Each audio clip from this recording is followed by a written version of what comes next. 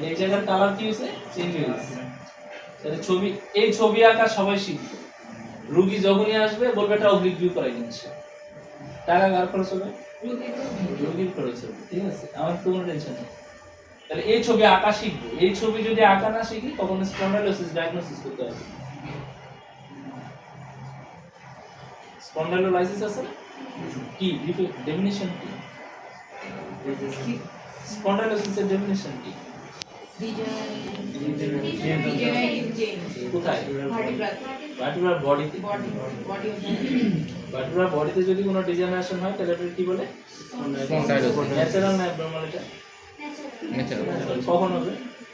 S 30 এর পর। Degeneration কখন থেকে শুরু হয়? কত বছর 30 থেকে? 30 evidence please. 40 from second to 40, মানে 20 বছর থেকে 40 বছর। 20 বছর থেকে 40 বছর টোটাল বডি মাসের 8% চেঞ্জ, 8% লস। কত পার্সেন্ট? টোটাল বডি মাসের 8% লস। এটা হচ্ছে নরমাল ফিজিওলজি। হ্যাঁ, from second to 4th decade total body মাসের 8% লস। ফিজিওলজি বই খুঁজবেন তো, এভিডেন্স স্টাডি একদম পিওর সাহিত্যিক বই, নোট না। এই যেন গাইডলাইন দিয়ে আছে টোটাল বডি মাসের 8% plus from 4th two 5th decade, মানে 40 থেকে 50 বছর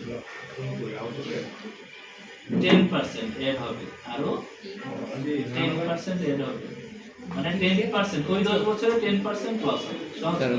মানে 40 থেকে 50 বছর 10% body mass, total body mass আরো 10%। হ্যাঁ, আগে 8% ছিল।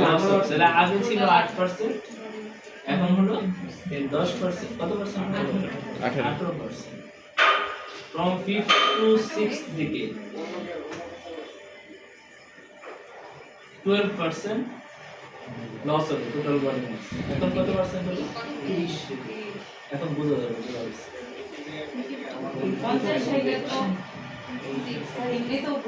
তাহলে কত পার্সেন্ট দিল? 50-এ 18%। 60-এ চলে গেলে 60-এ গেলে 30%। এখন সে বোঝা যাবে তার 10। এই জন্য 50 থেকে 60-এর ট্রানজিশনটা ভিজুয়াল, একদম এক্সট্রিমলি ভিজুয়াল। এই সময় বোঝা যায় খুব দ্রুত বোঝা যায়। কিন্তু 40 পর্যন্ত আমরা বুঝতে পারি না, কারণ 100 টাকা থেকে 8 টাকা চলে গেলে তো আর খুব বেশি নেই, তাই না? খুব অল্প।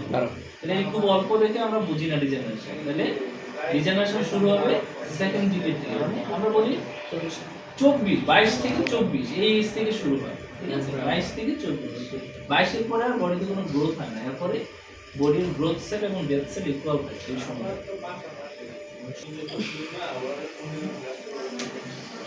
মানে এরপরে যত 10 বছর যাবে 6 decade onward, 6 decade to onward, onward.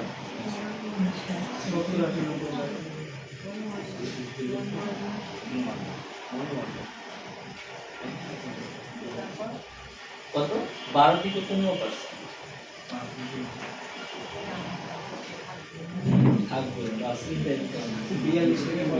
আচ্ছা, এখন এই লসটা কি মিনিমাইজ করা পসিবল কিনা?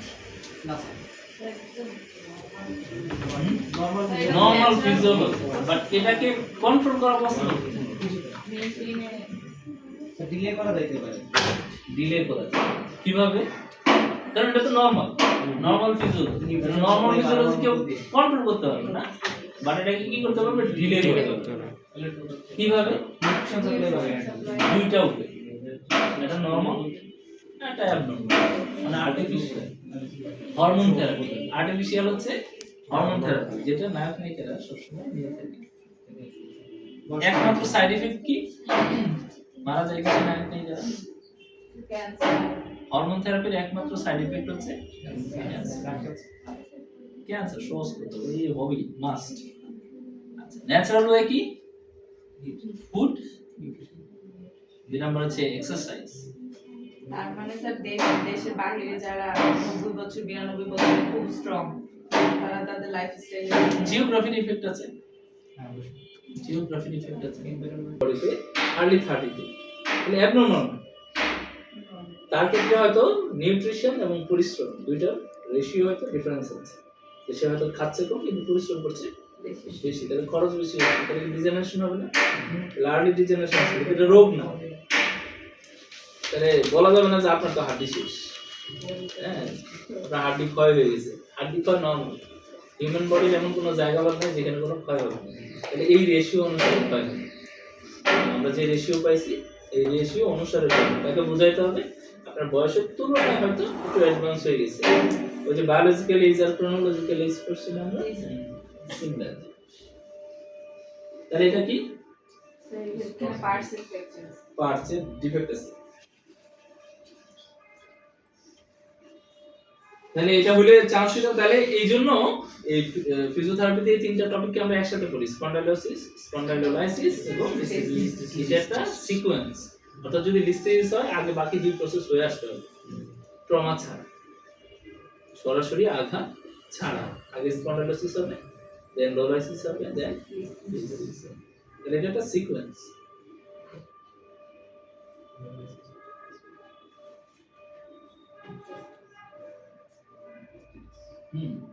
ডেফিনেট প্যাথোলজি, কোনো সন্দেহ নেই।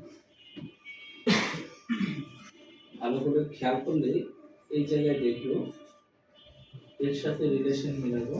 ওর যে হাইট আছে ওর হাইট নাই, আমরা যদি এখানে দেখি তাদের পোস্টার সারফেসের খাওয়া, ভার্টিব্রাল বডির আউটলাইন যদি দেখি এখানে নাই আউটলাইন, তাই না? এখানে একটা ব্রেক আছে, মানে এই অংশটা সে খেয়ে ফেলছে। এই যে শ্যাডোটা দেখা যাচ্ছে এটা একটা ইনফ্লামেটরি শ্যাডো, এটা এক্সট্রা শ্যাডো দেখা যাচ্ছে না, তার মানে এখানে ফ্লুইড আছে।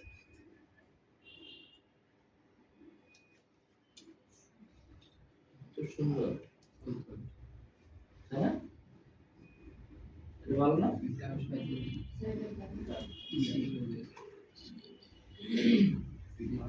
একই ব্যক্তির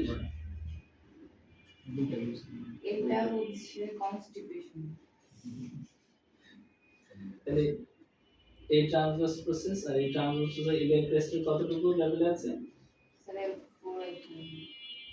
মানে এই ক্রেস্টের কোন লেভেলে আছে? অনেক নিচে, তাই না? তাহলে ওর স্যাক্রাম ফ্ল্যাট হয়ে আছে। তাহলে আমাদের হাইপোথিসিস মিলছে, যেটা নিচের দিকে ড্রপ করবে, তাহলে এই স্পেস কি হবে তখন? তাহলে এই দুই জায়গার মধ্যে গ্যাপ আর এই দুই জায়গার মধ্যে গ্যাপ তো নিশ্চয়ই এক না, তাই না? আমি যদি এখান থেকে একটা লাইনটা বেশি আছে, আমি যদি এখান থেকে একটা লাইনটা নিই, এই লাইনটার ডিসটেন্স আর এই লাইনটার ডিসটেন্স এক হবে না, তাই না? তাহলে ও যত নিচের দিকে আসবে এই গ্যাপ কমতে থাকবে, অপোজিট, ঠিক আছে? ভার্টিব্রাল বডি যত নিচের দিকে আসতে থাকবে এই জায়গা তো ওয়াইড অনেক, তাই না? এই দুই ক্রেস্টের মাঝখানে ডিসটেন্স অনেক বেশি, তাহলে ও যত নিচের দিকে ড্রপ করবে এই গ্যাপটা তো কমতে থাকবে। এই প্রসেসটাকে আমরা বলি স্যাক্রালাইজেশন। তাহলে এটা আমরা স্যাক্রাম এখানে ফ্ল্যাট পাবো এবং এখানে যদি লাইন ড্র করি এই স্যাক্রাল স্টপ একটা এর কথা বললেন বেশি স্যার, পাবো। স্যাক্রাম ফ্ল্যাট থাকে আর একটা সামনের দিকে আসলে কি যেন বলেন স্যার? কোনটা? এটা তো ফ্ল্যাট মানে এরকম হয়ে যায়, হ্যাঁ, আর এটা একটা সামনের স্ট্রেট দিকে হয়ে যাবে, এই যে এটা সোজা হয়ে যাবে, স্যাক্রাম সোজা হয়ে যাবে। ওই যে নিউট্রিশন এবং কাউন্টার নিউট্রিশন, ও যেমন এখন নিউট্রেন আছে, তাই না? নিউট্রিশন অবস্থায় আছে। যদি স্ট্রেট হয়ে যায় তাহলে ও পিছনের দিকে যাবে, এই অংশ পিছনের দিকে যাবে।